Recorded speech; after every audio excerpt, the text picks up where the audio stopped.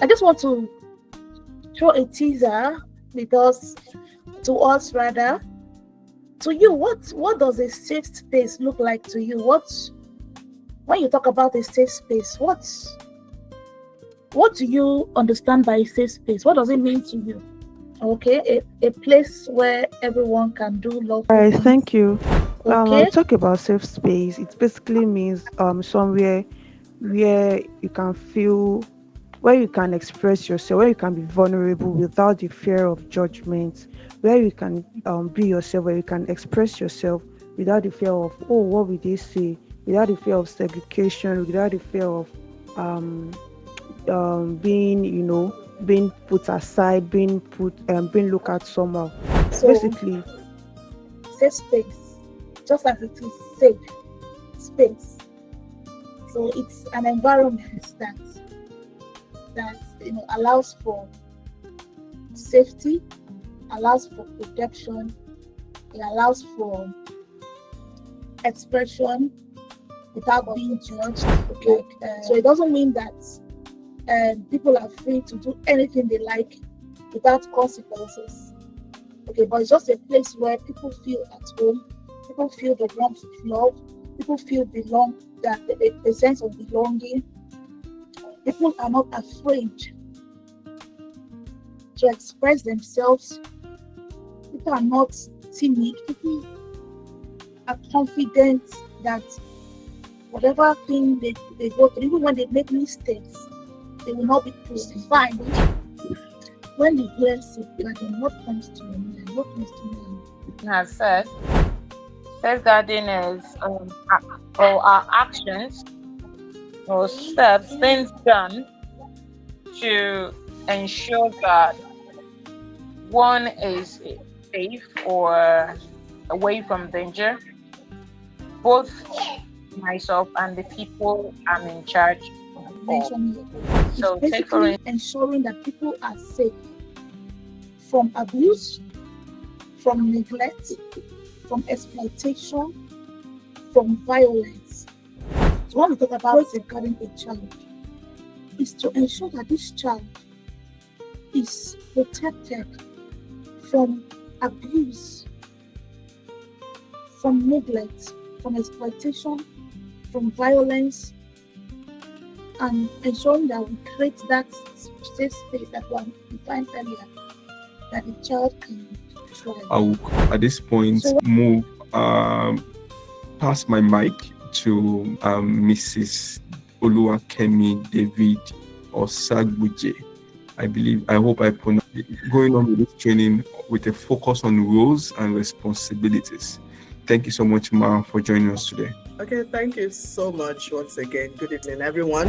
So when we talk about safeguarding, we're talking about, actions that we take to protect individuals from harm. Primarily, we're talking about preventing abuse from happening, right? But in the case also that the abuse has happened, safeguarding also includes, providing responses and supports for victims of abuse. In safeguarding, we also talk about empowering people to make the right choices. We talk about exploitations. We talk about even neglect. Yes, it's a form of abuse. When a child is being neglected, when a child is not properly taken care of, it's a form of abuse. It affects the person's self-esteem and just affects him psychologically, emotionally, and all of those. So many of those young ones, they know more than we do. Sometimes they do. So you need to be able to build trust early in your relationship with them. Maybe the first time, do video calls so that the person is able to put a face, to the personality, and you are also able to put a face to the person you are relating with. We must learn active listening as an important part of communication. You have to do things that will make them relax and be able to talk to you. Right. And then timeliness is key, right? So, this person you are dealing with is being abused, maybe offline, sometimes online.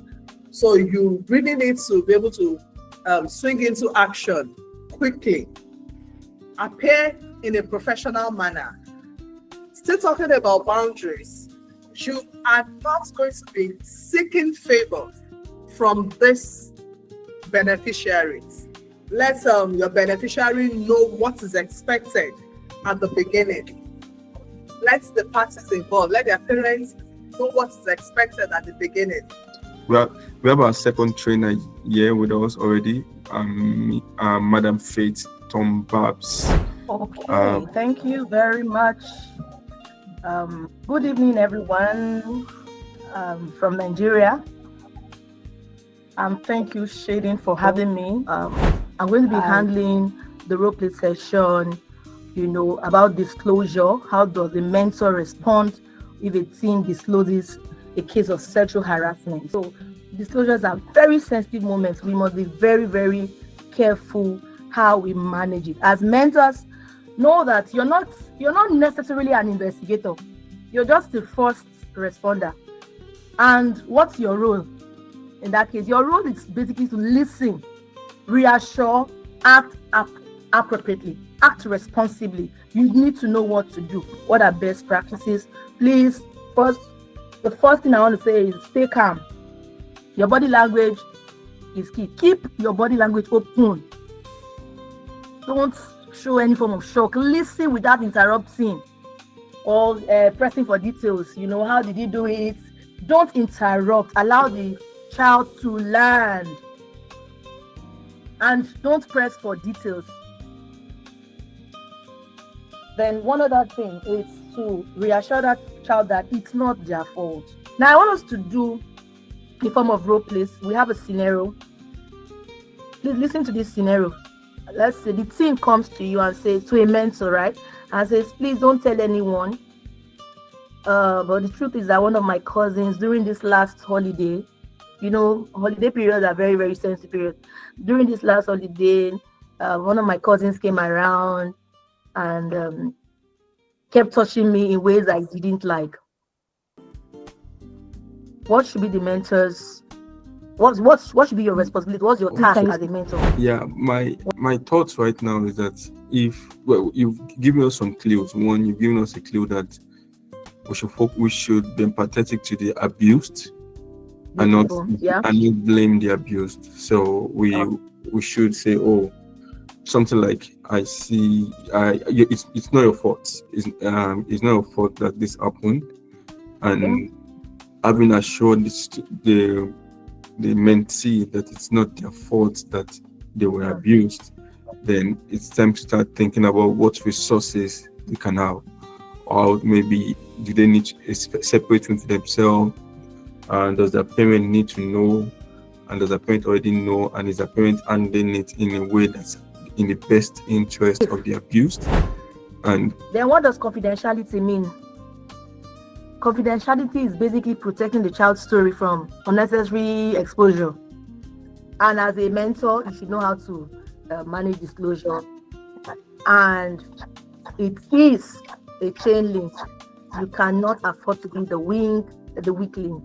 It's the chain work. You cannot afford to be the weak one. Thank you very, very much for having me. Thank you for your attention. I know we have a lot to do together, and I can actually not wait for what God wants to do with this project.